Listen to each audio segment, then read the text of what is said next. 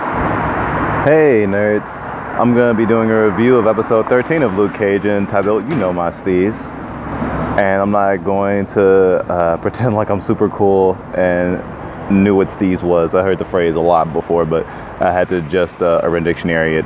And it's apparently a reference to a Gang Starr song, maybe a Method Man song.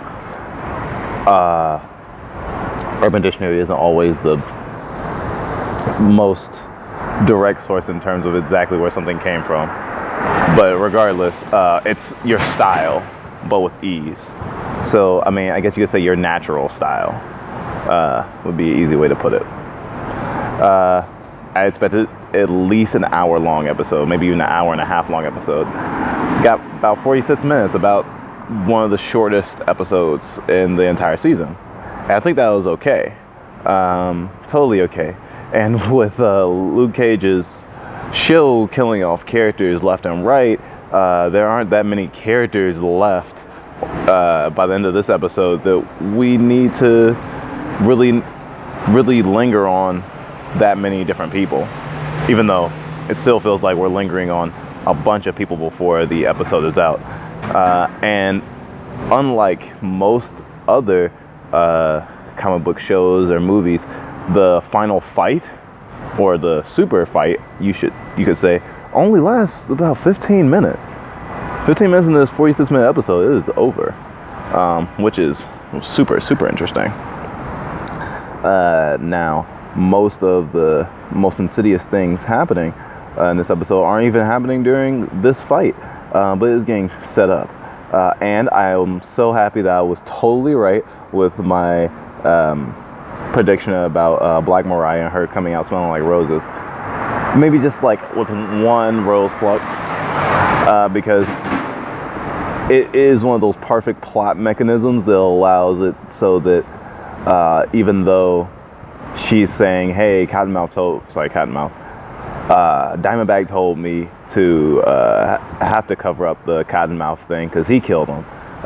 Basically having her be innocent, but still admitting being kind of in with him, but saying she was forced to be, and clearing Luke Cage's name, but still getting rid of the person who would incriminate her about lying in the first place. I mean, all in all, if I was her, I would feel really good about myself.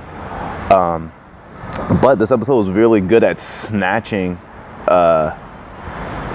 defeat or victory from the jaws of the reverse circumstance. Obviously, Misty thinking she called Mariah, but then it turns out she actually gets to walk again, and she knows that she had everything to do with that. And as soon as we saw that phone drop, I was just like, oh crap, this is bad. Although I will say I was disappointed with the whole, in the last episode, Luke says to Misty, hey, make sure they don't get away. And we don't get like a chase scene or anything.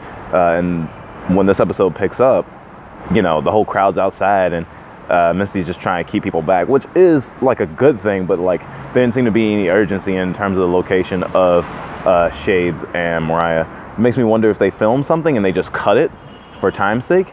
Because, I mean, if she wasn't actually able to catch them and they got away, and then Black Mariah actually just gets out of the car just to go back in front of the barbershop, it does seem a little convoluted and not necessary. So I'll give it a pass on that.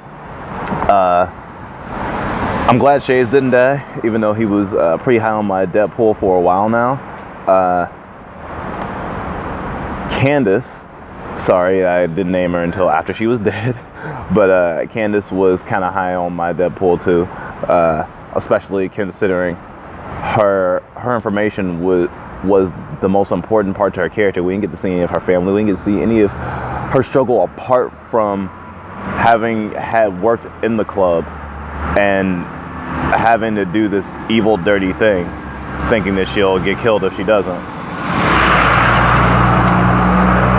And it really sucks that, it just makes sense to kill her off, and they have a lot of characters right now who are still coming into their own. I guess actually at the end of this episode, everyone's kind of come to a place of growth. I mean, Luke isn't running anymore. He's sure that the everything will work out for him. I'm not sure if he really trusts the system, but I mean, it can only get worse running at this point, especially with them having lethal bullets for him now. And, you know, how easy it is for a black man to get shot. We got that going on. We have basically a relationship just blossomed between him and Claire, but he got arrested just in time to deny him some nice Cuban coffee, right? The coffee metaphor is so funny and corny. What else we got? We got Diamondback just kind of fucked up right now. However, the doctor who gave Luke his powers is totally just snuck in there to do whatever he wants to do to him. He's probably going to abduct him and put the same experiments that he put Luke through Diamondback. And Diamondback will be back probably next season, maybe in the Defenders as an extra villain. I think it will be interesting, but I don't really want a repeat of the last episode's fight, although he did have to tire him out to do that. I really wish we had gotten at least one other Diamondback flashback, at least from Diamondback's perspective, because it throws a whole lot more energy onto his hatred of Carl Lucas, and it totally makes sense. And them juxtaposing the practice and the fight that Carl was so invested in winning, even though he was kind of stepping on the toes of his entire family, including his brother.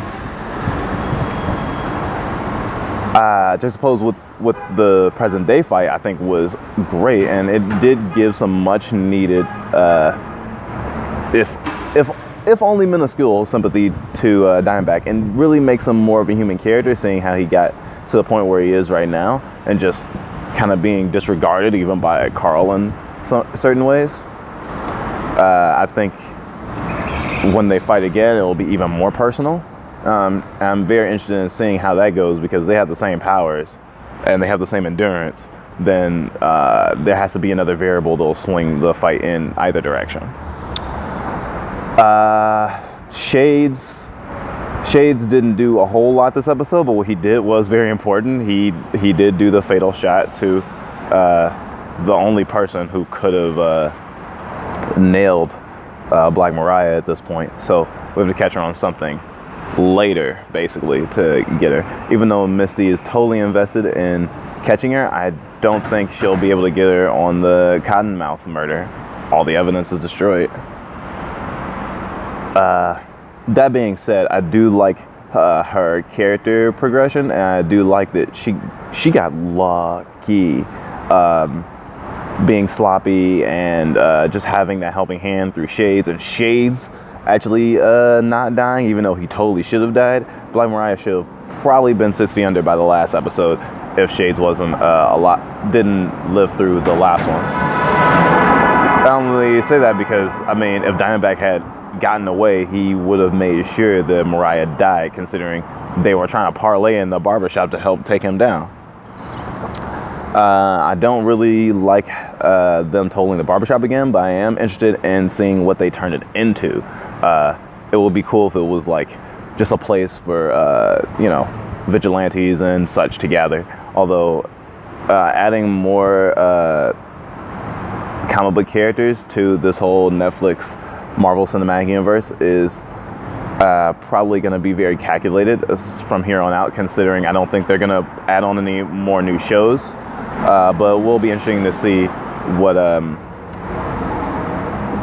well, I guess you could call him Pop's successor. I don't remember his name right now, but the guy who always plays chess, who found all the evidence that would clear Carl's name at the end of the episode, which was like, booyah, what he does to it, because it's going to be his choice, because the system is shitty, and it's going to take Luke a while to get out, even with the evidence.